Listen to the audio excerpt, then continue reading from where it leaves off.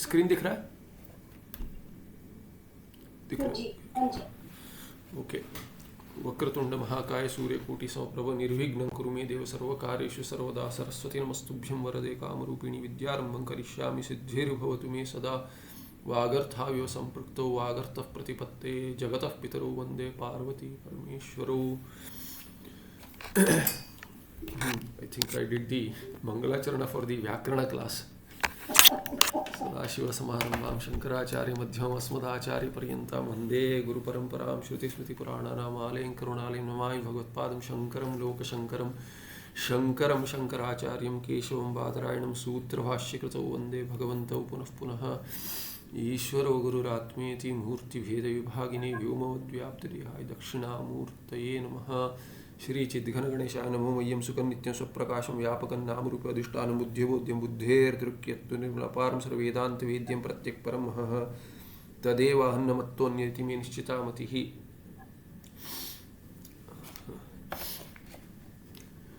ठीक है, एक मिनट। श्री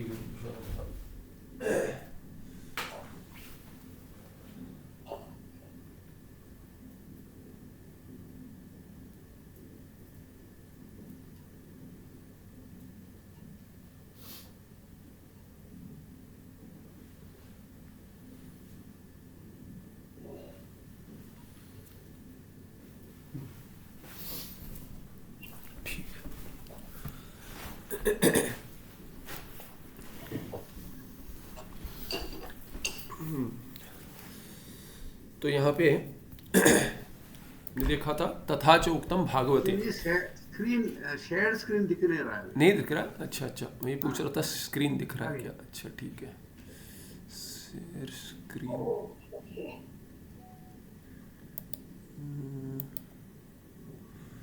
शेयर स्क्रीन नहीं है।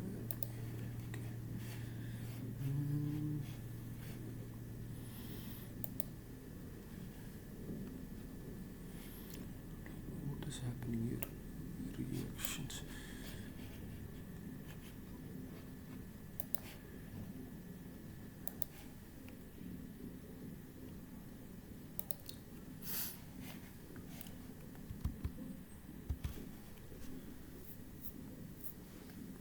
ठीक है। हम देख रहे थे पराधीना सेवा दुख हेतु एकांते सुखम, और भरचु के कथा में संदर्भ में भरचु का वैराग्य दिखा दिया, और वैराग्य से साधक को भी अदृष्टि को मध्यम अधिकारी उसको भी वैराग्य सिखा रहे हैं। तो कहते हैं यहाँ पे कि पराधीना सेवा दुख हेतु एकांत सुखम, भरचु को वैराग्य आ गया, और कैसा वैराग्य था उसका रूप बता दिया कि बहुत कुछ वहीं पे जंगल में मिल रहा है, इसीलिए जो कहते हैं रोटी कपड़ा मकान, ये ऐसे, तो ये तीनों सब है, इसीलिए मुझे राज्य में जाने की आवश्यकता नहीं है। अभी कहते हैं सत्याम, वही भी तथा च उक्तम भागवते, भागवत में आया है सत्याम क्षितौ किम कशिपो प्रयासैहि बाहु स्वसिद्धेहि उपबर्हणैः किम सत्यंजलौ किम पुरुधान्न पात्रया दिग्वल्कलादो सति किम दुकूलैहि। तो कहते हैं कि क्षितौ सत्याम, पृथ्वी, जो पृथ्वी है शैया के रूप में, तो बाकी सब क्या कहते हैं, सोने के लिए और कुछ जगह नहीं चाहिए, जो राज्य में था उसकी आवश्यकता कुछ नहीं है, क्योंकि भूमि ही शैया बन जाएगी।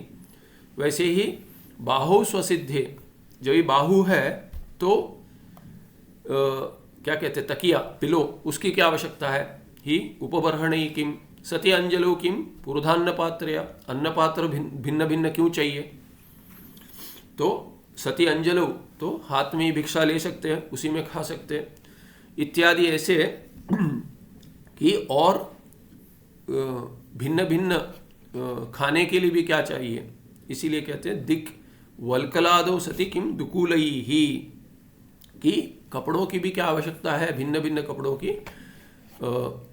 दिक्वल्कलादो माने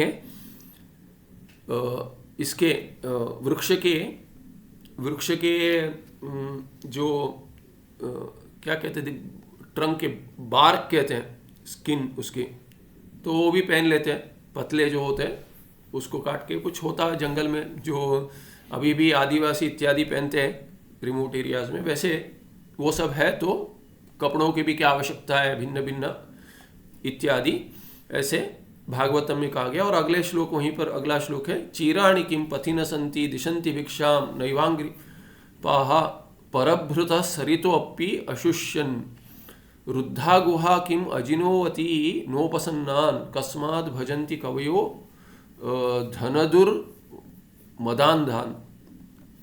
तो और कहते हैं कि इसमें भी चीराणि किम पथि न सन्ति, तो चीराणि वाले फेंके हुए वस्त्र होते हैं, पति अपने रास्ते पर जो पड़े होते हैं वो, न संति दिशंति भिक्षाम, और भिक्षा भी मिल जाती है। नैवांग्री पाहा, ये भिक्षा आपके वृक्ष भी भिक्षा देते हैं, वस्तुतः भिक्षा अंग्रिपाहा जो पेड़ है वो भी भिक्षा दे देते हैं। और ये किम आक्षेपार्थ है कि ऐसा नहीं मिलता क्या, मिल जाता है। अपने मन से विचार कर कर वैराग्य उत्पन्न कर रहे हैं कि सरिता अपि अशुष्यन्, क्या ये भी जो क्या कहते हैं सलील नदी इत्यादि, ये भी क्या सूख गए हैं, जो पानी नहीं मिलेगा वो भी मिल जाएगा। इसलिए रुद्धा गुहा कि गुहाएं जो है वो भी ऐसे क्रोधित हो गई कि जगह नहीं देंगे मुझे, ऐसा भी नहीं है। किम अजिनो अवति, यहाँ पर अजिनो दूसरा एक पाठभेद है, अजितः, अजितः करके कई पाठभेद है, अजिनः अजित, अजित अजिना माने चर्म, ये भी है। और अजितः ऐसे भी पाठ है, अजिता माने परमात्मा। न उपसन्नान किम न अवति, उपसन्नान किम न अवति, ऐसे भी प्रश्न कर कर कि रक्षण अवरक्षणे, कि रक्षण नहीं करेंगे। कस्माद् भजन्ति कवयः, तो कहते हैं बाकी जो है कवय वस्तुतः क्रांतदर्शी करके कहते हैं, पर यहाँ पे कवि उस अर्थ में नहीं है। तो कि कवि भी यदि ऐसे लेंगे अर्थ, तो कवि भी कस्माद् भजन्ति, किम भजन्ति, धन दुर्मंदा मदान्धान, कि धन से जो मद माने ये क्या है कि मदिरा से अंध हुए, धन की मदिरा से अंध हुए माने इंटॉक्सिकेटेड बाय वेल्थ, धन इत्यादि ऐसे समझते इति। ऐसे बहुत सारे श्लोक है जो वैराग्य दिखाते। तो तथा च उक्तम भागवते करके इन्होंने कह दिया, जो पहले दिखाया दिया अपने शब्द में, उसके लिए प्रमाण दे दिए कि ऐसा ही भागवत में भी मिलता है। इसीलिए भर्चु का जो अभ्यास हुआ है पहले, वो स्मरण कर कर वैराग्य उत्पन्न हो गया। इत्थम भर्चु विचारयन, ऐसे विचार कर कर विशेष विषय भोगेषु नाना दोषान् दृष्ट्वा एकांत स्थिते एव परमानंद प्रदीपकत्वं निरचिनोत। तो यह इत्थम भर्चु विचारयन, ऐसे विचार कर कर, करता हुआ, कर कर वर्तमाने लट और लट शत्रुशानचु, तो ऐसे विचार करता हुआ विषय भोगेषु नाना दोषान् दृष्ट्वा, दोष दर्शन किया विषय भोग में, एक नहीं नाना दोष। अतृप्तिकरत्वम, उसका एक तो अभ्यास हो जाता है कि अभ्यास हो जाता है, एडिक्शन कहते हैं, विषय भोग करने से उसका अभ्यास हो जाता है, संस्कार छोड़ जाते हैं। इसीलिए बंधकत्वम भी बांध देते हैं।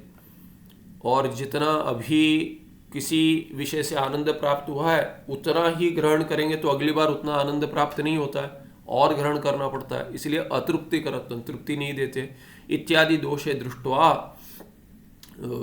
कठ में तो आता है, कठोपनिषद में आता है कि जरयंती तेजः, इंद्रियाणाम जरयंती तेजः, भोग क्या है, इंद्रियों को का तेज हटा देते, कम कर देते। ऐसे नचिकेता भोग जब भी दिया यमराज ने उनको, तो उन्होंने मना कर दिया, नचिकेता ने मना कर दिया कि मुझे वो तीसरा वर जो मांगा है आत्मा के बारे में ज्ञान, वही चाहिए। तो यहाँ पे नाना दोषान दृष्ट्वा एकांत स्थिति है एव, एक एकांत में ही, क्योंकि यहाँ पे अंक क्या है, ये कहता है कि एकांते सुखम, तो ये पराधीना सेवा दुख हेतु, और एकांते सुखम, एकांत में सुख है ऐसे सोचकर एकांत स्थिति है एवं परमानंद प्रदीपकत्वम निरचिनोत, ऐसे निश्चय कर दिया भर्चु ने, मंत्री ने।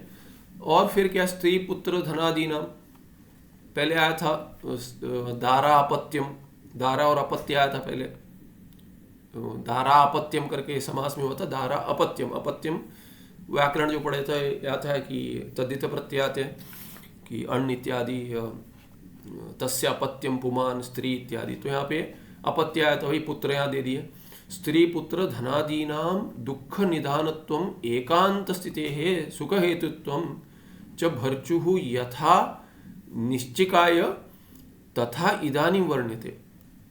तो कहते हैं कि दुख निदान, निदान माने कारण, तो दुख कारणत्व, स्त्री पुत्र धनादीना माने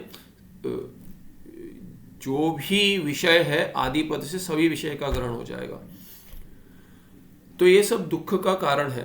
पहले सुख देते, माने भगवान गीताचार्य भी कहते हैं जो पहले सुख देते और बाद में अत्यंत दुख देते, ये सब क्या है कि तामसिक नहीं, राजसिक सुख है। तामसिक वो होते हैं जो ग्रहण काल में भी दुख देते हैं और आगे भी दुख देते हैं, फिर भी ग्रहण करता है, वो तामसिक हो गया।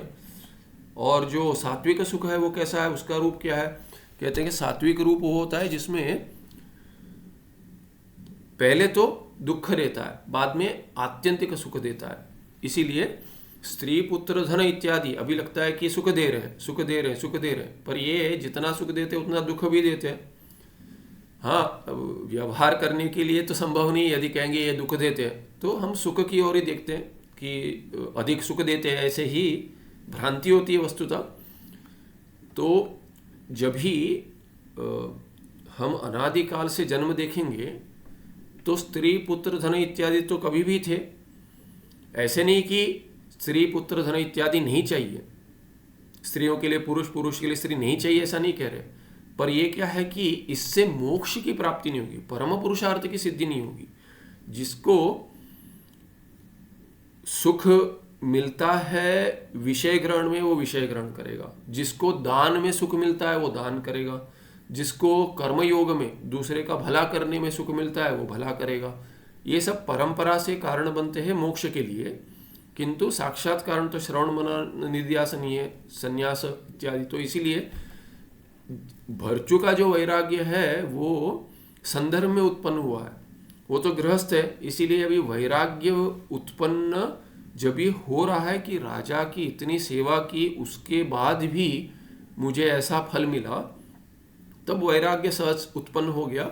और फिर आगे चलकर उसने कहा कि ये पत्नी पुत्र इत्यादि भी क्या है, अभी जब ये एक भाग स्मरण हो गया श्रीमद् भागवत का, तो आगे का भी स्मरण हो गया कि हाँ हाँ ये सब क्या है कि गृहस्थ जीवन भी दुख देता है इत्यादि सोचकर दुख निदानम, दुख निदानत्व स्त्री पुत्र धनादिनम, ऐसे उसने निश्चय किया। तो क्या करना चाहिए, एकांत स्थिति है सुख हेतुत्व, और एकांत में ही सुख है, पराधीन नहीं है। क्योंकि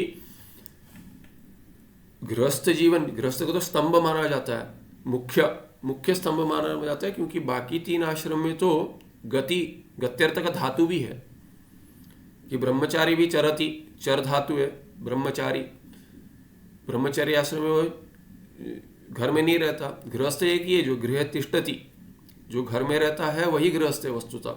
वानप्रस्थ तो वनवास में जाता है, वन में चला जाता है, तो वो भी प्रपूर्वक स्था धातु माने प्रस्थान माने जाने के अर्थ में ही है। संन्यास तो न्यास तो वैसे भी सब कुछ त्याग कर माने पारिव्राजक जीवन में ही गति दिखाता है। इसीलिए क्या है कि गृहस्थ एक ही वस्तुतः, उसी को केवल घर में रहने का अधिकार है।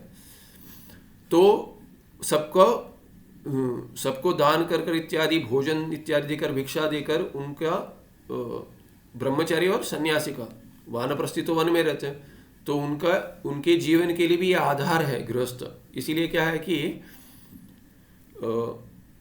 स्था धातु जो है गृहे तिष्ठति, वो शुद्ध स्था धातु केवल गृहस्थाश्रम में है, और गृहस्थाश्रम के द्वारा वैराग्य भी उत्पन्न होता है, क्यों? चित्त शुद्धि उत्पन्न होती है कर्म कर कर, और कामना है तो काम्य जीवन के लिए भी काम्य कर्म कर कर भी स्वर्ग आदि प्राप्ति संभव है।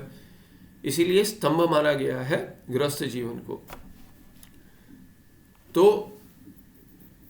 भर्चु क्या है कि ये कह रहा है कि जब भी विवाह करते, हाँ परंपरा से साधन है, किंतु उसमें कुछ तो त्याग उसमें भी है, क्योंकि जब ही विवाहित जीवन गृहस्थ जीवन में जाते हैं तो दोनों को कुछ ना कुछ तो त्यागना पड़ता है।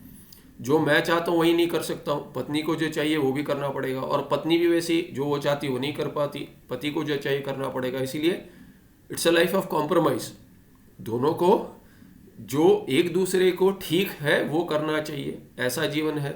इसीलिए वहाँ पे भी त्याग है। इसीलिए पराधीना कह दिया, यहाँ पे कह दिया कि पराधीना सेवा दुख हेतु। ये जो सेवा है यहाँ पे तो राजा के संदर्भ में आया है, किंतु उसी को आगे चलकर भर्चु सोच रहा है कि स्त्री पुत्र धन इत्यादि यहाँ पे भी त्याग तो करना पड़ेगा। धन के लिए भी बहुत त्याग करना पड़ता है। ऐसे नहीं सुबह सुबह उठकर बम्बई इत्यादि में तो आपको सुबह सुबह ट्रेन में नहीं चढ़े तो बाद में ट्रेन में चढ़ने का अवकाश नहीं मिलेगा, जिससे मेरा भी बम्बई छूट गया उसी के कारण कि शाम को आते समय भी ऐसे एक आध ट्रेनें 1 मिनट लेट हो गई तो चढ़ नहीं पाएंगे। तो धन कमाने के लिए भी त्याग करना है, और पुत्र के लिए भी त्याग करना है। पुत्र के लिए सुख चाहिए तो माता पिता सुख का भोग नहीं करते जितना कि पुत्र को मिल जाए, पुत्री को मिल जाए। इसलिए पराधीना तो है। तो जो सेवा राजा की, जो पराधीना सेवा जो थी वो दुख की हेतु थी, वैसे ही क्या है कि गृहस्थ जीवन में भी इसे माने अभी यहाँ पे ऐसा संदर्भ हो गया कि भर्चु को वैराग्य उत्पन्न हो गया उससे। तो इसीलिए कहते हैं एकांत स्थिति। इसलिए एकांत में क्या है कि एकांत स्थिति, एकांत में जब होंगे तो पराधीना नहीं है, उसमें भी पराधीना माने दूसरे व्यक्ति पे निर्भर नहीं है। इसीलिए कहते हैं वो तो सुख का हेतु बनेगा। एकांत स्थिति जो है वो सुख की हेतु है। इसीलिए भर्चु यथा निश्चिकाय तथा इदानीं वर्ण्यते। तो अभी उसने जैसे विचार कर कर ये निर्णय ले लिया, उसका वर्णन करते। एकांत सेविनः सर्वभौमादि ब्रह्म पर्यंत आनंद लाभ। ये कैसे होगा? एकांत सेवी जो है, एकांत में जो रहता है उसे क्या है? सर्वभौम। यहाँ पे सर्वभौम या सार्वभौम होना चाहिए, विभाषा से होता हो तो स्मरण नहीं आ रहा है।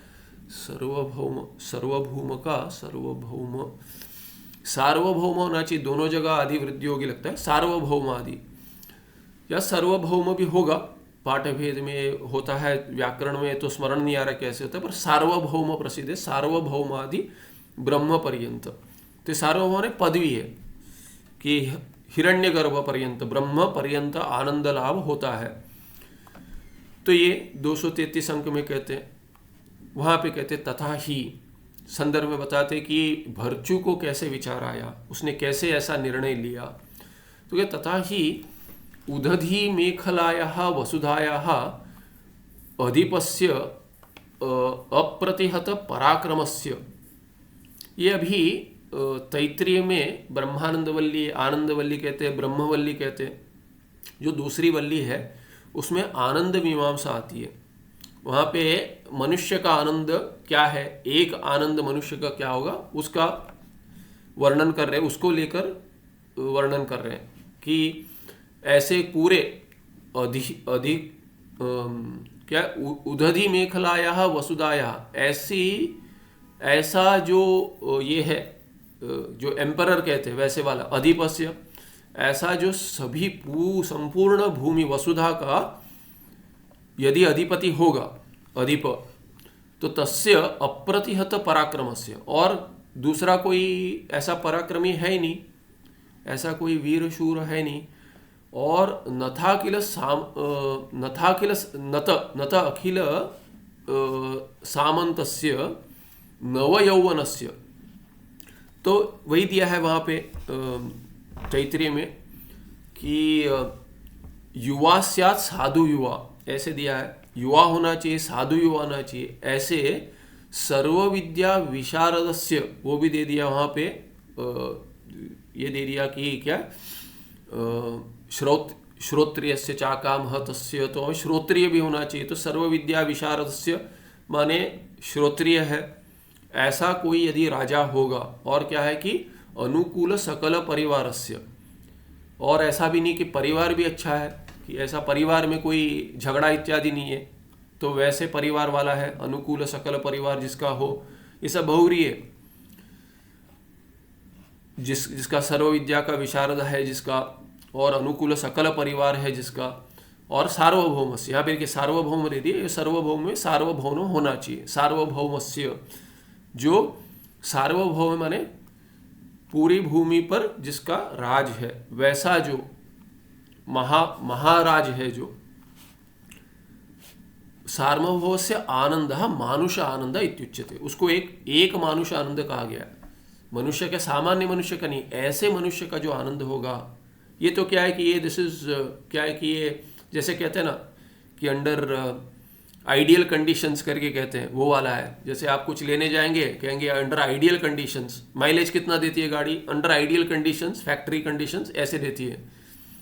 तो वैसा है ये मनुष्य, सामान्य मनुष्य का नहीं है। ऐसा कोई होगा जो संभव ही नहीं है, किसी युग में कभी ऐसा राजा हुआ होगा, तो उसका जो आनंद होगा उसको कहेंगे मानुष आनंद। एक उसका जो आनंद होगा, एक अंश, उसको मानुष्य आनंद का अंश कहेंगे, वही मानुष आनंद कहेंगे, मनुष्य का आनंद इति उच्यते।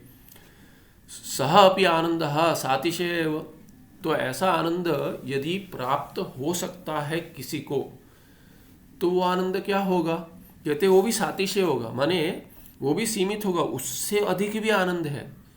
कैसे संभव है, उससे अधिक आनंद कैसे संभव? अरे मनुष्य लोक में संभव नहीं होगा, दूसरे लोक में संभव है। तो कहते तथा शतगुणितः आनंदः, उससे भी 100 गुना आनंद किसका होगा, मनुष्य गंधर्वस्य। मनुष्य गंधर्व, मनुष्य होकर फिर गंधर्व बनते हैं साधना से, उनको मनुष्य गंधर्व कहते। तो मनुष्य गंधर्व का जो आनंद होगा, वो ऐसे मनुष्य का जो मानुष आनंद है, जो राजा है इत्यादि दे दिया, श्रोत्रिय अकामहत माने कामेन न हतः, ऐसा जो है उसका आनंद जो होगा, वो उससे 100 गुना आनंद मनुष्य गंधर्व का एक आनंद होगा, एक अंश, 1 यूनिट। तो इस पर टिप्पण है, ये दोनों टिप्पण देख लेते हैं। अस्मिन्नेव कल्पे मनुष्यः भूत्वा पुण्य विशेषात् गंधर्वत्वं यः प्राप्तः स मनुष्य गंधर्व। इसी कल्प में जो मनुष्य होकर जिसने पुण्य विशेष से गंधर्वत्व प्राप्त किया है, मनुष्य होने के बाद गंधर्वत्व प्राप्त किया, वो मनुष्य गंधर्व है। आगे क्या कहते, ततोपि शतगुणानंदः देवगंधर्वस्य, कोई देवगंधर्व करके भी पदवी है, ऐसे उपाधि है, शरीर ऐसा मिलता है कि उसमें 100, इससे भी 100 गुना अधिक सुख होता है। तो कहते हैं ततोपि मनुष्य गंधर्व का जो आनंद है, उससे भी 100 गुना, शतगुण 100 गुना आनंद है देव गंधर्व का। और देव गंधर्व को है कौन है, यहाँ पे 2 नंबर टिप्पण में कहते हैं, पूर्वकल्प अनुष्ठित धर्माधिक्याद अस्मिन् कल्पादौ एव, कल्प के आदि में, इसी कल्प के आदि में, पूर्व कल्प में जो अनुष्ठान किया है उसके धर्म पुण्य के आधिक्य से इतना पुण्य होता है कि वो मनुष्य करके जन्म नहीं लेता, कल्प के आदि में ही गंधर्व का जन्म ले लेता है। उसको क्या कहते हैं, गंधर्वत्वं यः प्राप्तः, जिसने प्राप्त किया वो क्या, स देवगंधर्व, उसको देवगंधर्व कहते हैं। उसका सुख कितना होगा, उसका आनंद होगा मनुष्य गंधर्व से 100 गुना, और मनुष्य गंधर्व का आनंद होगा मनुष्य से 100 गुना। कौसा मनुष्य, सामान्य मनुष्य नहीं, जिसका पूरे पृथ्वी पर राज है, पूरे पृथ्वी का धन उसी का है, उसका परिवार भी विरोधी नहीं है, सुखकारी है, ये युवा है और साधु युवा है, श्रोत्रिय है, शास्त्र का अभ्यास किया है, वैसा वाला जो युवा है, बल वीर्य सामर्थ्यवान, उसका जो आनंद होगा वो उससे 100 गुना मनुष्य गंधर्व का होगा, उससे 100 गुना देव गंधर्व का। तथापि शतगुणानंद पितृणाम, पितृ जो है पितृलोक में जाते हैं, पितृ का आनंद क्या है, उससे भी 100 गुना अधिक है। किससे 100 गुना? देव गंधर्व से 100 गुना अधिक। इसीलिए पितृलोक में जाने के लिए क्या कर्मणा पितृलोक जय्या, नहीं हाँ कर्मणा पितृलोक जय्या। तो यहाँ पे क्या कहते हैं, पितृणाम आनंद यहाँ पे दे दिए। ये भी एक बार देखिए, पितृ आजान देव, कर्म देव और मुख्य देव, फिर इंद्र और बृहस्पति, ऐसे क्रम से हर एक पदवी पर आगे की ऊपर की जो उपाधि है उस पे उससे 100 गुना अधिक सुख दिखा रहे। मनुष्य आनंद से शुरू कर मनुष्य गंधर्व, फिर देव गंधर्व, फिर पितृ, फिर आजान देव, फिर कर्म देव, फिर मुख्य देव, इंद्र, फिर बृहस्पति, और फिर उस बृहस्पति के आगे प्रजापति, और प्रजापति के आगे हिरण्यगर्भ। हिरण्यगर्भ जिसको ब्रह्म भी कहते हैं, पर ये सगुण हिरण्यगर्भ, न कि ईश्वर, न ही निर्गुण ब्रह्म। तो यहाँ तक ये कर्म से प्राप्त हो सकता है, उपासना सहित कर्म से प्राप्त हो सकता है, हिरण्यगर्भ तक सुख प्राप्त हो सकता है। और देखिए 100 गुना दिखा दिए।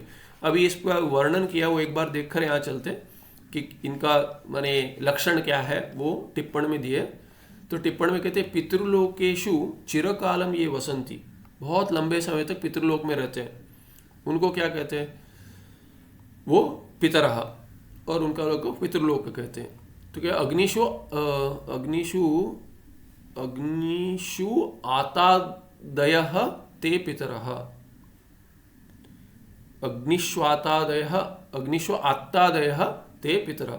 यहाँ पे श्राद्ध कर्म इत्यादि करते हैं, और ये कोई तो पथ से चले जाते हैं, उत्तरायण दक्षिणायन ऐसे मार्ग होते हैं। तो ये दक्षिणायन मार्ग से जो आते हैं पितृलोक जाते हैं, उत्तरायण से जो जाते हैं देवलोक इत्यादि जाते हैं। तो भेद है मार्ग में भी।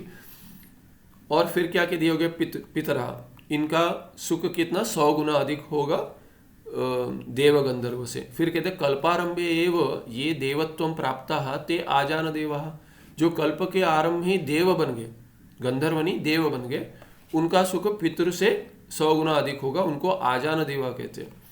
अस्मिन् कल्पे, इसी कल्प में, अश्वमेधादि क्रतु अनुष्ठानेन प्राप्त अनंत ऐश्वर्याः आजान देवैः उपास्यमानाः ये ते कर्मदेवाः। इधर तैत्तिरीय में आनंद मीमांसा में भिन्न भिन्न नाम दिए हैं, यहाँ पे भिन्न नाम दिए, पर आप समझ सकते हैं कि ये उपलक्षण है कि बहुत सारे पदवियाँ हो सकती है, पर ये सब क्या है कि ये नित्य नहीं है। हेतु तो ये कि नित्य नहीं है, लंबे समय तक रहेगा, अधिक सुख रहेगा, क्वालिटी और क्वांटिटी में बहुत अधिक रहेगा, किंतु नित्य नहीं होगा। फिर पुनः क्षय जब भी हो जाएगा पुण्य का, तभी फिर मनुष्य लोक या भिन्न लोक में या भिन्न योनि में जन्म लेना है। तो अस्मिन कल्पे, जो अश्व, इसी कल्प में जिन्होंने अश्वमेध इत्यादि क्रतु किए हैं, याग किए, अनुष्ठान, उस अनुष्ठान से क्या प्राप्त अनंत ऐश्वर्या, बहुरी है, प्राप्ताः अनंताः ऐश्वर्याः यैः, जिनके द्वारा अनंत ऐश्वर्य प्राप्त हुआ है उनको प्राप्त अनंत ऐश्वर्या कहेंगे। ये क्या है, आजान देवैः, जो पहले आजान देव गए, आजान देव जो है उनसे उपास्य माना, उनके उपास्य देवता है ये कर्मदेवा। तो ये आजान देवा कर्मदेवों की उपासना करते हैं, उनका 100 गुना आजान देव से सुख होगा। फिर उनसे भी 100 गुना होगा मुख्य देवों का। तो वहाँ कह दिए यम, अग्नि, वायु, सूर्य, चंद्र आदि प्रधान देव, जो प्रधान देव है, प्रसिद्ध है, वो उनको मुख्य देव कहते हैं। मुख्य देवा के चित्तु, यहाँ पे तकार 2 होना चाहिए, के चित्तु याद होगा, ये स्कैनिंग में ऐसे हुआ होगा, या तो के चित्तु करके के चित्तु। बाकी क्या कहते हैं, कुछ यमादि हिरण्य, बाकी जो है वो कौन है, के चित्तु यमादि हिरण्य गर्भांत देवान अष्टौ वसून द्वादश आदित्यान एकादश रुद्रान इति एवं 31 देवांश मुख्य देवान आहु। तो कोई कहते हैं कि इनको कोई यम, अग्नि, वायु, सूर्य, चंद्र इत्यादि प्रधान देव है, उनको मुख्य देव कहते हैं। कोई कहते हैं यमादि हिरण्यगर्भ अंत, हिरण्यगर्भ तक वो मुख्य देव हो गए। ये फिर 8 जो वसु है वो हो गए, द्वादश 12 जो आदित्य है वो हो गए, और एकादश रुद्र 11 रुद्र जो है, ऐसे मिलकर जो 31 जो है उनको ये सभी मिला के जितने हुए वो सब देव जो है वो मुख्य देव करके कहते हैं। तो मूल में चलते हैं, सहज है, इसमें अधिक कुछ नहीं है। तो ततः शतगुणानि, पितृनाम आनंद जो हो गया उनसे 100 गुना, ततः शतगुणा आनंद आजान देव से, आजान देव का 100 गुना हो गया अधिक। फिर ततः शतगुणा आनंद कर्मदेव से, कर्मदेव का उनसे भी 100 गुना अधिक हो गया आनंद। ततः शतगुणा आनंद मुख्य देव से, मुख्य देवों का आनंद उससे भी, कर्मदेव का जो आनंद है उससे भी 100 गुना हो गया। ततः शतगुणा आनंद इंद्रस्य, इंद्र देवताओं के जो राजा है उनका कितना सुख होगा, तो कहते हैं मुख्य देवों का जितना सुख है उससे 100 गुना अधिक होगा। ततः शतगुणा आनंद बृहस्पति, बृहस्पति जो है, बृहस्पति क्या है कि उनके गुरु हैं, देवताओं को भी गुरु है, इंद्र के भी गुरु है, तो उनको उनका सुख कितना होगा, आनंद होगा इंद्र के सुख से 100 गुना अधिक। तथा शतगुणा आनंद प्रजापति, प्रजापति ब्रह्मा जी कहते हैं, ब्रह्मा प्रजापति ब्रह्मा चतुर्मुख ब्रह्मा इत्यादि, तो उनका क्या है कि उनका, तो ये प्रजापति यहाँ पे विराट लेते, हिरण्यगर्भ को ब्रह्मा ले सकते हैं, वैसे वो भी भेद करते हैं। तो 100 गुना प्रजापति का होगा आनंद बृहस्पति से, और प्रजापति से 100 गुना आनंद किसका होगा, ततः शतगुणा आनंद हिरण्यगर्भ से ब्रह्मण। हिरण्यगर्भ ब्रह्म जो है, जो उपासना का फल है, ये सबसे अधिक कर्म और उपासना करेंगे, सभी जो कहा है ठीक से करेंगे तो ये हिरण्यगर्भ की पदवी प्राप्त हो सकती है। हिरण्यगर्भ ब्रह्म, इनका सुख कैसे होता है, सभी का सुख जो है उसका ग्रहण करते हैं, सभी जीवों का जो सुख है वो हिरण्यगर्भ द्वारा, हिरण्यगर्भ में जो जीव जुड़ा है उसका सुख होगा। हिरण्यगर्भ भी जीव है, माने जीव की उपाधि है। त्रिविध परिच्छेद रहितस्य ब्रह्मण तो आनंद निरतिशय तारातम्य रहित, ये तो तारातम्य दिखा दिया, इससे 100 गुना, उससे तो कभी कम कभी अधिक, तो इसलिए तारातम्य है, इनमें अधिक और कम होते रहता है आनंद इनका। इसीलिए क्या है कि ये क्या आपेक्षिक नित्यत्व भी कह देंगे, आपेक्षिक अनंत, आपेक्षिक सुख की सीमा इतनी है तो कहते हैं आपेक्षिक है। ये सब जो नित्यत्व का ही प्रयोग होगा ये सब आपेक्षिक है, माने वस्तुतः नित्य नहीं है। वस्तुतः इनकी सीमा ये भी सीमित है, आनंद भी सीमित है, और जितना काल तक रहेगा वो काल भी सीमित है, इनका जो अनुभव होगा सुख का वो सीमित ही है।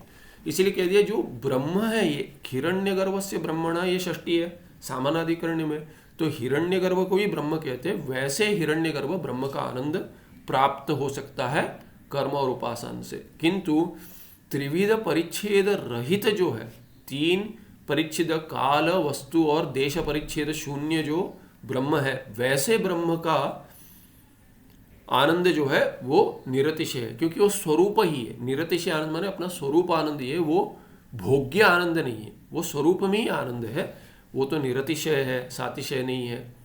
क्यों, तारातम्य रहित, तारातम्य रहित ये हेतु बनेगा उसका, तारातम्य रहित नहीं है, उसमें कोई कम अधिक ऐसे होने जैसे अपेक्षा ही नहीं है, तो वैसे अपेक्षा रहित निरपेक्ष निरतिशय तारातम्य रहित ब्रह्म का आनंद है।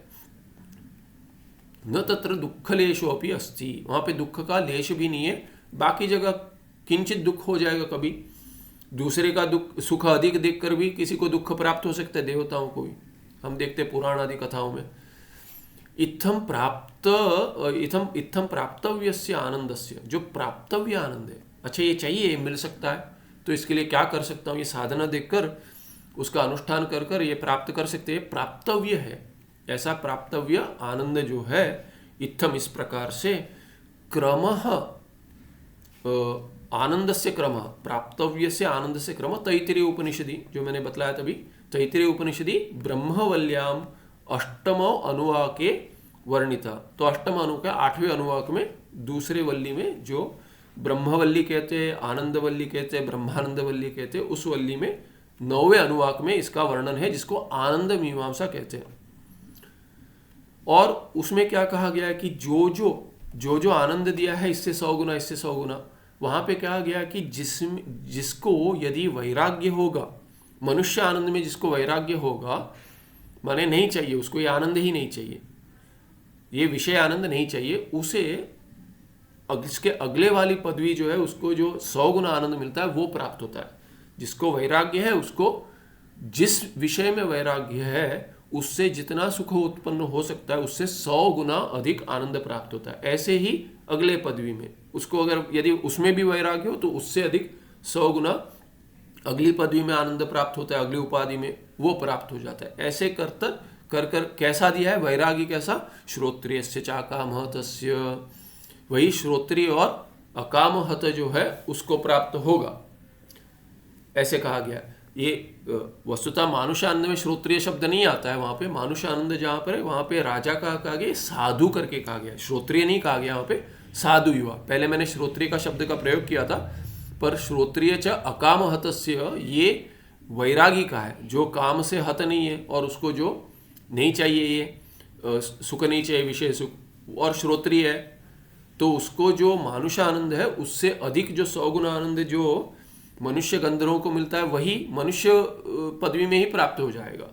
ऐसे कर कर अगले अगले उपाधि में जो 100 गुना सुख है, आनंद की प्राप्ति है, उसके लिए बहुत सारा कर्म और उपासना करना पड़ता है, तब जाकर वो किसी कल्प में कब जाकर फल मिलेगा पता नहीं, तब जाकर उसका भोग होगा। तो उसमें भी यदि वैराग्य होगा तो वह यहीं प्राप्त हो जाएगा, ऐसे कहा गया है। उससे 100 गुना अधिक प्राप्त होगा करके कहा गया। तो कहते हैं ये ब्रह्मवल्याम अष्टम अनुवाक्य वर्णित है, इसका वर्णन किया गया है वहां पे तैत्तिरीय उपनिषद में। सार्वभौमादि ब्रह्मांतम आनंदम एकांतवासी अकामहतः श्रोत्रियः अनवरतम अनुभवति। तो कहते हैं यही जो सार्वभौमादि, सार्वभौम आनंद क्या है, ये मानुष आनंद है, और वहां से शुरू होकर आदि वहां से शुरू हुआ, और ब्रह्मांतम, ब्रह्मांत ने ब्रह्म का जो हिरण्यगर्भ ब्रह्म का जो आनंद है उधर अंत हो रहा है इसका। तो ये जो पूरा रेंज है कि सार्वभौम मानुष आनंद से लेकर हिरण्यगर्भ का आनंद जो पूरा क्रम से प्राप्त होता है 100 गुना, तो वो वही आनंद एकांतवासी अकामहत, जो एकांतवासी है वैरागी और काम से हत नहीं है, अकामहत माने न कामहत, कामेन हतः कामहत, ये तैत्तिरीय ये तृतीय तत्पुरुष हो जाएगा। कामहतः क्या हो जाएगा, कामेन हत इति कामहत, काम से जो जिसका हनन हो गया, माने काम से काम के वश में जो है, न कि काम उसके वश में। तो ये चाहिए वो चाहिए, इसके लिए ये करूं वो करूं, तो बुद्धि काम नहीं कर रही है। बुद्धि कहाँ काम नहीं कर रही है, माने बुद्धि केवल कामना प्राप्ति के लिए काम कर रही है, किंतु बुद्धि विवेक के लिए काम नहीं कर रही है कि मेरे लिए ठीक है नहीं है, पुण्य देगा पाप देगा, आगे जाकर दुख देगा कि सुख देगा, ये विवेक नहीं कर पाती बुद्धि, उसके लिए अवकाश ही प्राप्त नहीं होता। इसीलिए ये क्या है कि कामेन हतः कामहतः, और ये एकांतवासी क्या है, अकामहतः माने न कामहतः इति अकामहतः, जो काम से दबा हुआ नहीं है, उसके वश में नहीं है, वैसा वाला जो एकांतवासी वैरागी है अकामहतः। और श्रोत्रिय है, श्रोत्रिय का हमने अर्थ देखा था पहले, तो श्रोत्रिय जो है वो अनवर्तम अनुभवती। किम अनवर्तम अनुभवती, कहता है कि सार्वभौमादि ब्रह्मांतम आनंदम, ऐसा आनंद का अनुभव करता है वो, उसमें कोई माने वो टूटता नहीं आनंद, वो नित्य है। ऐसे कहा गया कि वो माने उसका उसमें कोई दुख बीच में नहीं आ जाता, टूटकर बीच में दुख नहीं आता, कभी सुख कभी दुख, ऐसा नहीं है, सुख ही सुख है, उतना ही सुख है, उसका अधिक और कम भी नहीं होता, वो उतना ही सुख है, ऐसे कह दिया। अतः एकांते सुखम अस्ति, तो ये तो स्तुति हो गई, एकांत में ऐसे ही तो सुख प्राप्त नहीं होता, एकांत में जो है। और ये क्या है कि ये जो अनुभव करता है सुख का, ये किसका है, ब्रह्म हिरण्यगर्भ ब्रह्म का जो सुख है वो भी अनुभव कर सकता है वैरागी, किंतु वो नित्य नहीं होगा। केवल एकांतवास करने से तो सुख नित्य नहीं होगा। तो अनवरतम अनुभूति कर ये स्तुति परक है, ज्ञान से जो प्राप्त होगा वही सुख नित्य होगा। अतः क्योंकि वो स्वरूप सुख है, ये तो अनुभव करने जैसे वैराग्य से भी उत्पन्न होगा, तो भी क्या है कि अनुभव हो रहा है, इसलिए सुख और सुखी में भेद है, इसीलिए क्या है कि वो अनवरत नहीं होगा, वस्तुतः नहीं होगा। अतः एकांते सुखम अस्ति, इसलिए एकांत में सुख है करके ऐसे भर्चु ने निश्चय किया, तो निश्चय का प्रकार की विचार का प्रकार दिखाएंगे करके बोला था, ये दिखा दिया 233 में। दारापत्य, यहाँ पे भी अपत्य करके प्रयोग हो गया, दारा और अपत्य धन। तो दारा माने पत्नी, अपत्य पुत्र इत्यादि, धन, और इसे उपलक्षण है, सभी आप संबंधी ले सकते हैं। उससे क्या है, असंगस्तु, जो इनसे संग नहीं रखता। दारापत्य धनासंग तू, उनसे जो जुड़ा हुआ नहीं है, असंगी है, असंग जो है। तू सदा दुख प्रद एव इति, वो क्या है कि धनासंग, आसंग लेना चाहिए पे, असंग नहीं आसंग लेना चाहिए यहाँ पे। जो ये पुरुष नहीं है, माने ये दारा अपत्य और धन का जो आसंग है, ऐसे षष्ठी तत्पुरुष होगा, ऐसा जो आसंग है, बहुरी नहीं है, ये आसंग, आसमंतर संग माने कभी भी जुड़ा रहता है, जो अपने पत्नी पति, जो भी स्त्री होगी तो पति से, और पुरुष होगा तो पत्नी से, ऐसे जो जुड़ा रहता है अपत्य से, और मेरे बच्चे, मेरे ये, वही पूरा जीवन यही है, और कुछ नहीं करना है, केवल संसार में पूरा ये मेरा कुटुंब है, मेरे कुटुंब के लिए करना चाहिए, नहीं करना चाहिए ऐसा नहीं कह रहे, पर केवल उसमें नहीं रहना चाहिए, उसके साथ धर्म का आचरण करे, उसके साथ कर्मयोग करे इत्यादि। यहाँ पे माने तात्पर्य ये है कि जब भी कहते हो संग नहीं हो, इसलिए आसंग कह दिया। आसंग माने आसमंता, तो और कुछ दिखता ही नहीं है, वही है, वही संग है, दूसरा संग है ही नहीं, सत्संग है ही नहीं, केवल यही संग है, जो भी है मेरे है, अपने हैं, वही। इसीलिए भगवान भाष्यकार जी भी गीता पे भाष्य लिखते तभी कहते हैं अर्जुनम निमित्तीकृत्य, और क्या दिखाते हैं कि ये पूरे पहले अध्याय में और दूसरे अध्याय में 10वें श्लोक तक जो अर्जुन का दुख दिखाया है, जो मोह और शोक दिखाया है, वो तो सभी का है, सभी का है। तो ये अर्जुन को निमित्त कराकर संसार में सभी का यही, सभी की स्थिति यही है करके दिखला दिए। तो भगवान शंकराचार्य भाष्यकार कहते हैं वहाँ पे कि ये क्या है कि अहम येषां मम एते, ऐसा जो ये मेरे हैं, मैं इनका हूँ, ऐसा जो है यही आसंग है।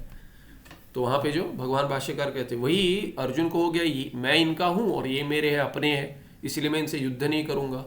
जब भी उसने निर्णय ले लिया था विचार कर कर, ये 5 गांव भी नहीं दे रहे हमको, 5 भाइयों को पूरा हड़प लिया इन्होंने, तो विचार कर कर रणभूमि में आया था। और आने के बाद दोनों सेनाओं के बीच में रथ को स्थापन करने के लिए कहा, हे अच्युत रथं स्थापयामि, और देखकर फिर वैराग्य उत्पन्न हो गया। कैसा वाला वैराग्य? तामसिक। तो ये उसमें कोई विचार सिद्ध नहीं है। यदि विचार कर कर धार्मिक युद्ध लड़ने के लिए आया था तो ये अधर्म उसमें देखना गलत है, उसमें अधर्म है ही नहीं, उसका धर्म है, क्षत्रिय का धर्म है। तो इसीलिए आसंग हो गया, न कि संग, आसंग दे दिया कि मैं इनका हूँ, ये मेरे, और उससे अधिक कुछ नहीं दिखता है। वैसे ही कि मेरी पत्नी, मेरे बच्चे, मेरा धन, और कुछ नहीं दिखता, बाकियों को कुछ चाहिए नहीं, वो तो अपने नहीं है, ऐसा। तो मैं इनका हूँ, ये मेरे हैं, अहम येषां मम एते, ऐसे जो बुद्धि है ये सभियों की है, सभी की है। इसीलिए दिखाते हैं भगवान भाष्यकार अर्जुनम निमित्तीकृत्य। भगवान गीताचार्य क्यों पढ़ा रहे हैं? ये अर्जुन को निमित्त बनाकर सभी को पढ़ा रहे हैं, गीता जी पढ़ा रहे। तो सदा दुख प्रदा एव, ये क्या है कि आसंग जो है कभी भी दुख ही देगा, क्योंकि आप जितने भी सोच रहे हैं दूसरा भी वैसे ही सोचे, ऐसा कुछ नहीं है। और हम भी जो सोचते हैं उसमें भी क्या है कि उसमें भी त्रुटियां हैं, तो वो भी सोचते हैं कि अरे ये कैसे सोचता है, मेरे साथ व्यवहार ठीक नहीं है करके पुत्र सोचता है, पिताजी डांटते हैं, मारते हैं इत्यादि होता है। और पिताजी सोचते हैं पढ़ाई नहीं कर रहा, इतना इसके लिए कर दिया फिर भी ये खेल कूद में ही लगा हुआ है, ट्यूशन लगा, इतना खर्चा कर दिया ट्यूशन पे फिर भी नहीं कर रहा, इसके मित्र सब आगे बढ़ रहे, ये पीछे रह गया इत्यादि। तो ये पति पत्नी में, पुत्र और इसमें तो अभी कहने की आवश्यकता नहीं, सबका अनुभव सिद्ध है। तो इसीलिए दुख प्रदा एव इति भर्चु निधारयामास, तो उसने निर्धार कर लिया इसका कि हाँ यही यही वस्तु, ये विवेक है, उसका विवेक दिखला दिया यहाँ पे। 234 से 237 तक क्या कहते हैं, स्त्री संगज दुख वर्णनम। अभी कहते हैं कि ये पत्नी के संग से साथ कैसा दुख होता है, ये दोनों ओर से लेना चाहिए, पर ये ग्रंथ क्या है कि भर्चु पुरुष है, इसीलिए ऐसा दिखा रहे कि सभी इसमें पुरुषों का वर्णन हुआ है, तो जिनको जैसे लेना है वैसा लीजिए। तो स्त्री की जगह स्त्री पढ़ रही है तो पुरुष पढ़ेंगे। तो स्त्री संगज, उससे संग से क्या दुख होता है उसका वर्णन करते हैं, क्योंकि जितना वर्णन करेंगे, जितना सोचेंगे, उतना ही वैराग्य उत्पन्न होगा। क्योंकि जो वैराग्य उत्पन्न करना है तभी अच्छे गुण के विचार नहीं करते, इसलिए यहाँ पे बुरे गुण दिखाएंगे। ऐसा नहीं कि केवल बुरे गुण है तो कि सबको दुख होगा कि ये क्या है कि अरे ऐसे कह दिए, ये हमारे बारे में ऐसे कहते हैं, ऐसा नहीं है। जिनके बारे में कहते हैं, जिनको लगता है उनको लगता है, पर क्या है वस्तु स्थिति तो यही है कि सभी में दोष है। वो दोष ही देखकर वैराग्य उत्पन्न होता है, ना कि अरे अच्छे गुण भी है। अच्छे गुण नहीं दिखाते, तभी अच्छे गुण नहीं होते करके नहीं करे। पर क्या है कि परंपरा से देखेंगे आपकी कब से परंपरा चल रही है, अनादिकाल से, ये सब दुख का हेतु ही है। इसीलिए स्त्री का संग दुख हेतु कैसे हो उसका वर्णन करते हैं। यस्य पूर्व पाप वशात कुरूपिणी दुर्भाषिणी च स्त्री प्राप्ता तस्य हृदय सदा दुखाक्रांतम एव आस्ते। तो वर्णन दे दिए कि अरे भगवान ने मुझे ऐसी पत्नी दे दी, मैंने क्या किया। और पत्नी भी कहती है मुझे ऐसा कैसा पति दे दिया कि कहाँ बांध दिया, कहते हैं माता पिता ने कहाँ बांध दिया करके कहते हैं। तो पूर्व काल में जब तक अरेंज मैरिजेस चलते थे, अभी जहाँ अरेंज मैरिज संप्रदाय है वहाँ पे कहाँ बांध दिया मुझे। नहीं तो क्या है कि प्रेम विवाह भी कर लेते तो भी कहते हैं अरे किसके चक्कर में फंस गए, ऐसा भी होता है। तो ये कहते हैं वो क्या है, क्या है, आप ही का फल है, कहते हैं जिसको मिला है उसका फल है। बोलते पूर्व पाप वशात, ये पूर्व पाप ही है, ये प्रबल प्रारब्ध है, छोड़ता नहीं है। विवाह नहीं करूंगा करके बैठा रहेगा, जाकर बांध देगा। संदर्भ ही ऐसा आ जाएगा कि कुछ नहीं कर पाएगा, जाकर होगा ही होगा। तो कहते हैं पूर्व पाप वशात, ये अपने पूर्व पाप से ही, ये अगर समझ में आएगा तो वैराग्य होगा। नहीं तो क्या है कि क्रोध आएगा, अरे कि पता नहीं कैसे कैसे लोग भरे हुए, मेरे ही गले बांधना था। ये होता है, क्रोध में होता है तब यही होता है कि अरे कहाँ फंस गए करके। तो कहते हैं पूर्व पाप है उसी का, जिसको भोग हो रहा है दुख का, उसका पूर्व पाप है। तो क्या हो जाता, अभी क्या होगा, बोलते कुरूपिणी, दिखने में सुंदर नहीं है, कुरूपी है, माने समझ गए आप, तो जैसे दिखने में ठीक नहीं है। दुर्भाषिणी, और क्या है कि कटु वचन बात करती है, कुछ भी बोल दिया तो उल्टा बोल देती है, डांट दे, ठीक किया तो भी चार सुनना पड़ता है पत्नी से, ऐसी पत्नी मिलेगी कहते हैं। और वैसे पत्नी को पति भी आप समझ लीजिए, दोनों ओर समझ लीजिए। जैसे इंग्लिश में ही कहते हैं, इट इंक्लूड शी, भाषा का प्रयोग है। जिसको जैसे वैराग्य चाहिए वैसे पढ़ लीजिए। दुर्भाषिणी च स्त्री प्राप्ता, कहते हैं ऐसी ऐसी मिल जाएगी। क्यों, ये पूर्व पाप वशात कहना चाहिए। बाकी सब तो जैसे है जैसे है, उसमें कुछ कर नहीं सकते, पर पूर्व पाप वशात, मेरा ही पाप है जो मुझे ऐसी पत्नी मिली, मेरा ही पाप है। कहीं तो कह देते पूर्व पाप जो है वही अगर अधिक होगा तो वैसा पुत्र व पुत्री जन्म लेगी ही लेगी, पीड़ा देकर ही रहेगी, क्योंकि उनके ओर भी हमने पाप किया है। तो क्या होगा, जब भी हम उनके पुत्र या पुत्री थे तो उनको ऐसा दुख दिया है, वो क्या आगे के जन्म में छोड़ेंगे, हमारे ही कहेंगे, वो संकल्प लेगा मैं ऐसी पीड़ा, मैं यदि आपका ये होता ना, आपकी माता होती आपका पिता, मैं भी ऐसे ही कष्ट दूंगा, अगले इसमें मैं ऐसा ही जन्म लूंगा, ऐसे संकल्प कर कर मैं भी इनको पीड़ा दूंगा करके, इतना भी होता है करके कहते हैं शास्त्र में। तो इसीलिए तस्य हृदय, तो ऐसी स्त्री प्राप्त, तस्य हृदय सदा दुखाक्रांतमेव आस्ते। तो दुख तो होता ही है, उसमें दुख का आक्रांत होते रहता है हृदय में। निर्विण्ण हृदय सह एव मन्यते, एवं मन्यते, वो वैसे इतना इतना ये हुआ है, आक्रांत हुआ है, तो वो क्या सोचता है, स्त्री रूपम इदम पिंडम। तो सबसे जितना जितना क्या है कि वैराग्य उत्पन्न करने के लिए जितना बुरा सोच सकता है उतना बुरा सोचकर वैराग्य उत्पन्न होता है। क्या है कि मेरा शरीर जैसा है, मूत्र पुरीष आदि अनेक अशुचि पदार्थ परिपूर्णम भांडम। तो क्या है ये शरीर, क्या है वस्तुतः देखें क्या है। अभी ये हमारे यहाँ डॉक्टर है और मैंने भी किया है, ये एनाटॉमी का कोर्स था हमारे इसमें भी, बायोमेडिकल इंजीनियरिंग में। तो जो मृत शरीर है, डेड बॉडी है, उसमें दिखाते हैं कि ये देखो एक एक भाग है, तो क्या दिखता है उसमें, कुछ माने मोह उत्पन्न होता है क्या? अरे देखो ये, माने वो जो शरीर वहाँ पड़ा हुआ है मरा हुआ, वही मेरा शरीर भी वही है, इसमें मुझे जीवन दिखता है, मेरा शरीर है करके दिखता है, पर वो शरीर भी वैसे ही है, मृत है, उसमें क्या दिखता है? तो कहते हैं मूत्र पुरुष आदि अनेक अशुचि, सब गंदा ही दिखता है, थोड़ा छोड़ दीजिए बांस मारना शुरू हो जाएगा। उसके लिए मरने की आवश्यकता भी नहीं, मृत शरीर नहीं, अपना ही शरीर क्या है। एक दिन यदि देर से नहाए तो भी नहीं हो जाएगा, एक दिन घूम कर आ जाए, नहाए हैं घूमने जाते हैं फिर भी जो अपना ही पसीना है उसकी बदबू कहीं आता है। गुरुजी कहते थे कि उसको क्या वैराग्य सिखाए, कैसे वैराग्य सिखाए शास्त्र, जिसको स्वयं अपने शरीर से जो बदबू आ रही है उससे वैराग्य यदि उत्पन्न नहीं हो रहा है।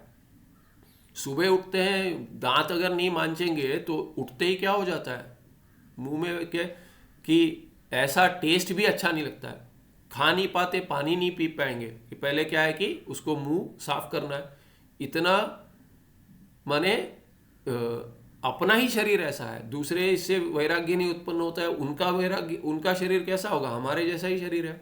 इसीलिए कहाँ ऐसे कामना इत्यादि उत्पन्न हो जाती है, यही मोह है। तो इसीलिए क्या कहते हैं स्त्री रूपम इदम पिंडम, ये सब क्या है कि भांडम, सब रखने के लिए ये सब परिपूर्णम, किससे परिपूर्णम, सभी लिख दिए से मूत्र पुरुष आदि अनेक अशुचि पदार्थ, अशुचि पदार्थ है।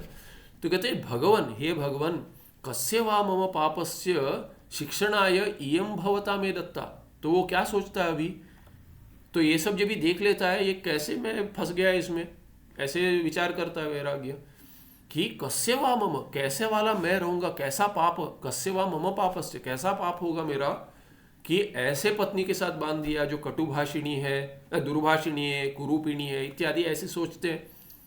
जब भी जिसको भी क्रोध आता है, झगड़ा हो जाता है, ये हो जाता है, जो द्वेष आ जाता है, ऐसे ही सोचता है। पर वस्तुतः इसके विचार करेंगे तो इसीलिए ये क्या है, पहला जो ये विचार है वो तो सबको संभव है, पर ये जो आगे का जो दिया है कि ये पिंड भांड है ऐसा वाला जो अशुचि पदार्थ परिपूर्ण है, ये केवल विचार से सिद्ध हो सकता है, ये क्रोध से नहीं आया है। क्रोध में कोई किसी को सोचे कैसे बांध दिया, ये तो क्रोध का विषय है। झगड़ा होने पर फिर उतना ही प्रेम उत्पन्न होता है, उतनी ही कामना होती है, उससे अधिक भी हो जाती है। तो जब भी ऐसा वैराग्य उत्पन्न हो जाता है तो भगवान से प्रार्थना करता है, पूछता है कैसा मेरा पाप रहा होगा कि उसको शिक्षणाय, उसकी शिक्षा करके मुझे इयं भवता में दत्ता, ये मुझे ऐसी पत्नी दे दी। कहते और क्या कहते हैं, ये केवल मनुष्य में नहीं है, बाकियों में भी है। तो कहते हैं महिषस्य महिष्याम इव, पिशाचस्य पिशाच्याम इव, उष्ट्रस्य उष्ट्राम इव, गर्धवस्य गर्धभ्याम इव, मनुष्यस्यापि तिर्यगादेः इव सर्व अशुचि निधानायाम स्त्रिया मोहो जायते। तो कहते हैं कि दूसरे लिंग में ये मोह जो उत्पन्न होता है, ये कोई मनुष्य में कोई विशेष नहीं है, सभी में होता है। इसीलिए क्या है कि धर्मार्थ काम मोक्ष में अर्थ और काम तो सभीयों के लिए है, सभी जीवों के लिए है, उसमें मनुष्य होने की आवश्यकता नहीं है, प्राणियों को भी है। तो इसलिए महिषी, भैंस जो है, महिषस्य महिष्यामि, वो जैसे भैंस का भी ये माने उनमें भी जैसा होता है, मनुष्य में जैसा, मनुष्य में भी वैसे ही होता है, ऐसे कह दिया। और पिशाच और पिशाची, उनमें जैसा मेलन होता है, उनमें जैसे कामना होती है, वैसे ही हमारा भी है, अर्थ और कामना उनको भी है, हमें भी है।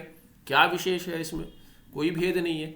उष्ट्रस्य उष्ट्रामिव, ऊंट का भी ऊंट में भी लिंग भेद से जो है ये उनमें भी कामना उत्पन्न होती है, और गधे में भी होती है, गर्धवस्य गर्धभ्याम इव।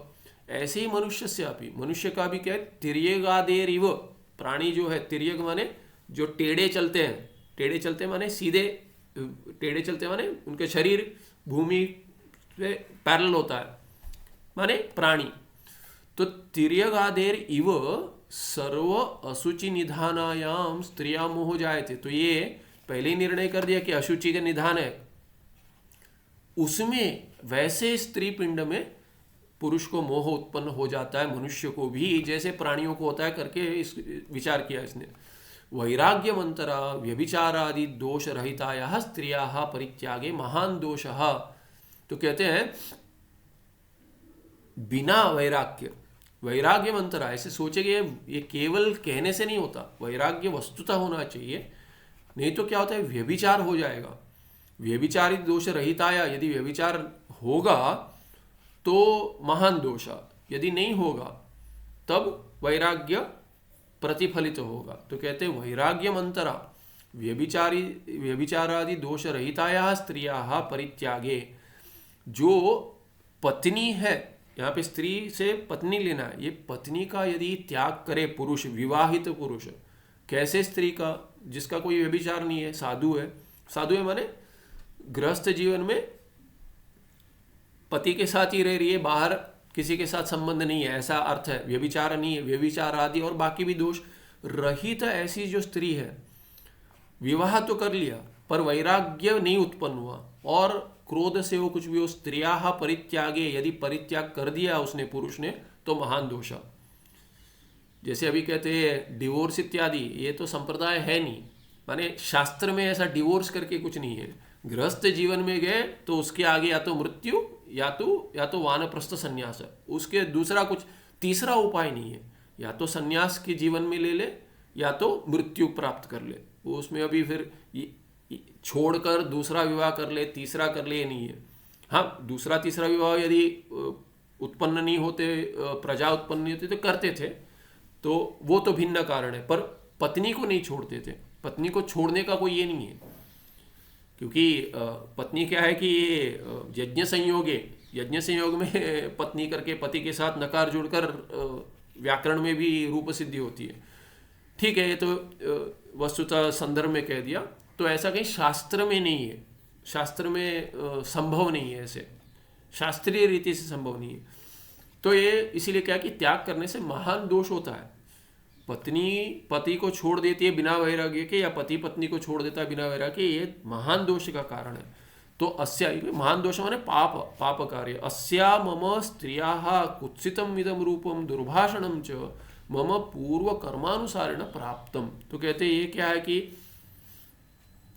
तो इसीलिए क्या देखिए, महान पाप आ जाएगा और आगे भी इससे भी बुरा संग मिलेगा, ये सोचकर अभी भोग ले, माने ये मेरे पाप कर्म का भोग है करके यदि करे तो वैराग्य सफल होगा, ऐसे कह रहे। अस्या मम स्त्रिया, ऐसी जो मेरी पत्नी है, कुत्सितम इदम रूपम, ये कुत्सित रूप है, कुरूपी है, ठीक है, ये मेरे ही पाप का फल है। दुर्भाषणम च, ये उसका जो दुर्भाषण है, जो कटु वचन से कभी भी कोसते रहती है, टॉन्ट करते रहती है।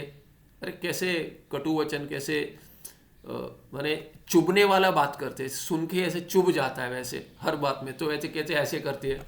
तो पूर्व कर्मानुसार ने मम प्राप्त, मेरा ही कर्म है जो प्राप्त है, तो मैंने भी ऐसे दुख दिया होगा उनको, इसीलिए मुझे ऐसी पत्नी मिली है, ऐसे यदि सोचे तो वैराग्य सफल होगा। इति एवं अहर्निशम क्लेशम अनुभवती कुरूपिणी पति ही, ऐसे छोड़ नहीं सकता क्योंकि उससे भी अधिक पाप होगा, और भोग करने में ऐसा है कि इसीलिए जो पाप होगा वो फल ऐसे भी देकर ही रहेगा, इसीलिए वो क्या है कि ऐसा क्लेश तो कभी भी होते ही रहता है।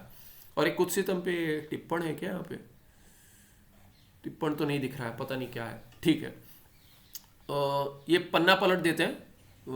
यदि पुनर्भार्या रूपवती मधुरभाषिणी च दैववशात् भवति। अभी कहते हैं अरे आप तो ये ऐसे कुरूपिणी और इसकी बात कर रहे हो, दुर्भाषण, मेरी पत्नी तो बहुत सुंदर है।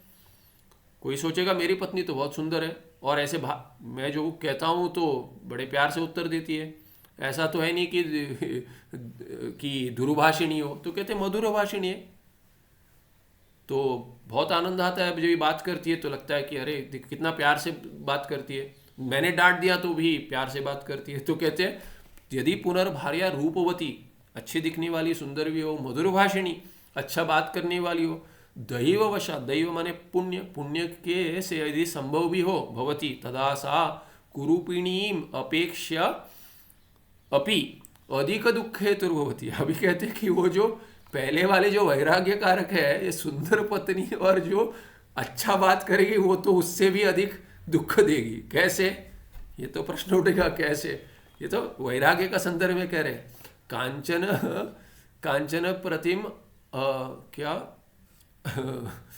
कांचन प्रतिमावत कांता भार्या तु प्रेमणा पुरुषम निर्जित्य। तो कहते हैं कोई प्रतिमा जैसे है, वैसे ही क्या है कि ये प्रतिमा जैसे ही हो जाएगी। तो कहते हैं प्रेम से, प्रेमणा, प्रेम से पुरुष को जीत कर, पुरुषम निर्जित्य तम कामयिक परायणम। तो ये तो पूरा कामना में ही डूबा होगा, सुंदर पत्नी है उसके पीछे ही पड़ा रहेगा कभी भी। तो ये कामयिक परायणम, दूसरा कुछ नहीं है रहेगा, बस पत्नी यही जीवन है और कुछ नहीं है। धर्माद्य अनुष्ठान परांगमुखम च कृत्वा, तो सब धर्म छूट जाएंगे।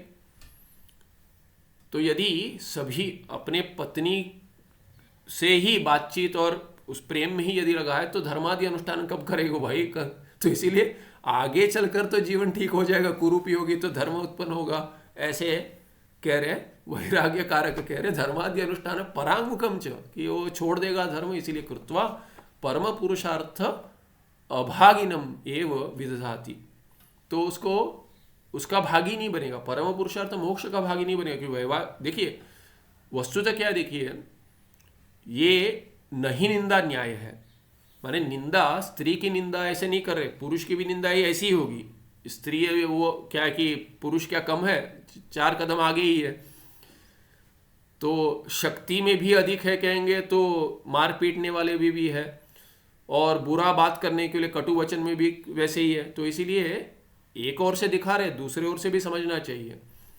और ये भी नहीं निंदा न्याय। नहीं निंदा माने क्या है कि नहीं निंदा न्याय कहता है नहीं निंदा निंदितुम प्रवर्तते अपितु विधेयम स्तोतुम, कि विधि क्या है कि मोक्ष में आपकी प्रवृत्ति हो, ये विधि है कि ये कर लिया ठीक है, इस जन्म में अभी कर रहे हो कि बहुत जन्मों से कर रहे हो, अनादिकाल से कर ही रहे, यही कर रहे हैं, दूसरा कुछ नहीं किया, यही किया है।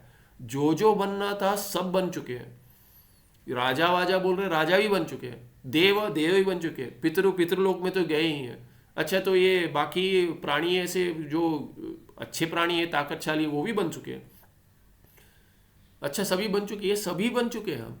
अनादिकाल से जन तो क्या नहीं बने, एक मुक्ति का मार्ग छोड़कर सब कुछ कर लिया है।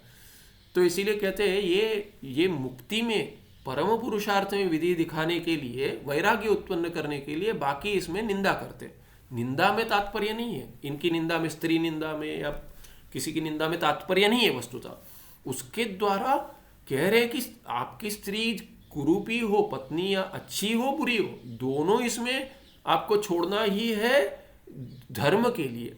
माने छोड़ना है माने कि अर्थ और काम से आगे बढ़े, धर्म को लेकर अर्थ और काम पुरुषार्थ की प्राप्ति करे, तब जाकर क्या है कि वो फलित होकर चित्त शुद्धि देकर धर्म मोक्ष की ओर ले जाएगा। ये तात्पर्य विषय। इसलिए विधेयम स्तोतुम, स्तुति करने के लिए, विधि की स्तुति के लिए जो अविधेय है उसकी निंदा कर देते शास्त्र में, उसको नहीं निंदा न्याय कहते हैं। तो निंदा में तात्पर्य नहीं है, स्तुति में तात्पर्य, उसके विपरीत की स्तुति में तात्पर्य है। तो कहते हैं कि इसलिए विदधाति, परम पुरुषार्थ अभागिनमेव विदधाति, उसको परम पुरुष से हटा देगी, अभागी कर देगी। ये यहाँ पे 234 समाप्त हो गया। 235 अभी नाश दिखाएंगे आगे। स्त्री संगात धन नाशा। तो स्त्री संगात किसी भी संग से, तो ये मैं हंसिस के लिए रहा हूँ क्योंकि देखिए कि यहाँ पे बैठ के कहना बहुत सहज है दूसरे को, तो निंदा नहीं है, इसीलिए बता रहे निंदा नहीं है, क्योंकि ये कहते कि पुरुष स्त्री की निंदा करते शास्त्र में। दोनों ओर से समझना चाहिए। ये तो क्या है कि कहीं भी मोक्ष के संदर्भ में जितना आते अधिक पुरुषों के दिखाते, तो वहाँ पे स्त्री की निंदा करते हैं, तो नहीं निंदा न्याय समझिए। पर एक पर ये शब्द का जो प्रयोग करते हैं वो अच्छा नहीं लगता है, कहने में भी अच्छा लगता है, आपको तो सुनने में अच्छा नहीं लगेगा, पर क्या करें, वैराग्य कारक है, उसमें कटु वचन ही होते हैं। अभी देखिए भगवान कृष्ण कहते हैं, हम भगवान कृष्ण को तो कटु वचन नहीं करना चाहिए ना। पहला शब्द जो प्रयोग किया अर्जुन को शिक्षा के लिए गीता में, क्या कहते हैं, ये बोलते हैं कि ये कि ये क्या क्लैब्यम मागम पार्थ। क्लैब्यम माने क्लीब माने नपुंसक। आप सोचिए किसी को कह दिया कि ये कैसे नपुंसक हो, और वो भी क्षत्रिय को, वो भी क्षत्रिय राजा को, वो भी अर्जुन जैसे जिसने शिव जी से युद्ध किया है। हाँ, ऐसे उसको यदि माने नपुंसकों करके प्रयोग करते हैं तो ये वैराग्य के लिए तो माने बुद्धि के लिए तो उसमें तात्पर्य नहीं है कि डांटने के लिए पता नहीं माता पिता क्या क्या कह देते हैं। बच्चे तो माता पिता को हद से आगे, आजकल के बच्चे माता पिता के बात करते करते ये काट कर उल्टा कह देते हैं। तो पर सीख देने के लिए ऐसे प्रयोग वचन होता है जो चुभता है, पर चुभना भी चाहिए, चुभना भी चाहिए। सोचना चाहिए मेरे पाप कैसे हैं कि इससे आगे कैसे बढ़ूं। पाप से पहले पाप तो सभी के, हम सबके हैं, क्योंकि नहीं तो मनुष्य जन्म नहीं आता। तो विचार ये करना चाहिए कि ये पाप जो है अभी मैं कैसे सुधारूं जीवन, अभी मैं कैसे धर्म में लगाऊं, धर्म से मेरा उद्धार हो। अरे ऐसे कह दिया, इसका विरोध करके हम इसको बताएंगे कैसे कि आप कैसे हो। मैं उसके स्वामी जी के पढ़ाने से बोल देते, उसने कह दिया, मैंने उसके बाप निकाल दिया। तो कहते उसने मेरे बारे में कहा, मैंने उसका कुटुंब, वो तो उसने मेरे पिता के बारे में, उसके बाप निकालूंगा मैं, वो कहेगा मैं इनका कुटुंब निकालूंगा। तो वो कहते हैं आपकी जाति ही सब ऐसी है, तो उनको फिर कुटुंब को छोड़कर उससे, तो ऐसे करते करते समाप्त नहीं होगा। सोचना चाहिए कि मेरा लाभ कैसे, उससे क्रोध तो आ जाता है, ठीक है, वो भी स्थानीय, ठीक है, किंतु मेरा उद्धार कैसे हो, इसमें तात्पर्य है। ठीक है, इतना मुझे थोड़ा बफर करना पड़ता है क्योंकि आगे चल सकते थे, पर ये कई कहते अरे क्या बोल दिया इन्होंने, तो जैसा है वैसे ही कर रहा हूँ, मेरे इससे और अधिक कुछ नहीं डाल रहा हूँ मसाला। पर समझिए इसको कि तात्पर्य नहीं निंदा न्याय में। ठीक है, आगे नहीं करूँगा, ये संदर्भ पहला संदर्भ इसीलिए करूँगा, आगे मैं पढ़ते जाऊँगा। ठीक है, आगे जल्दी चलते इससे आगे। सुखम नित्यं स्वप्रकाशम व्यापकं नाम रूपे अधिष्ठानं बुद्धि बोध्यं बुद्धेर्दृक्यत्व निर्मल पारम सर्व वेदांत वेद्यं प्रत्यक परमः तदेवान्नमत्तोन्यति में निश्चिता मति ही। और क्या ये यूट्यूब पे भी होगा, और मेरे यूट्यूब पे नहीं होगा, ये आर्ष सेवा केंद्र के यूट्यूब चैनल पे होगा। तो बोलेंगे कैसे कैसे लोगों को बुलाते हो, क्या पढ़ा रहे हैं, स्त्री निंदा कर रहे हैं। तो इसीलिए मुझे थोड़ा अधिक प्रयास करना है कि थोड़ा अधिक इसको बफर करना है। ठीक है, धन्यवाद, नमस्ते।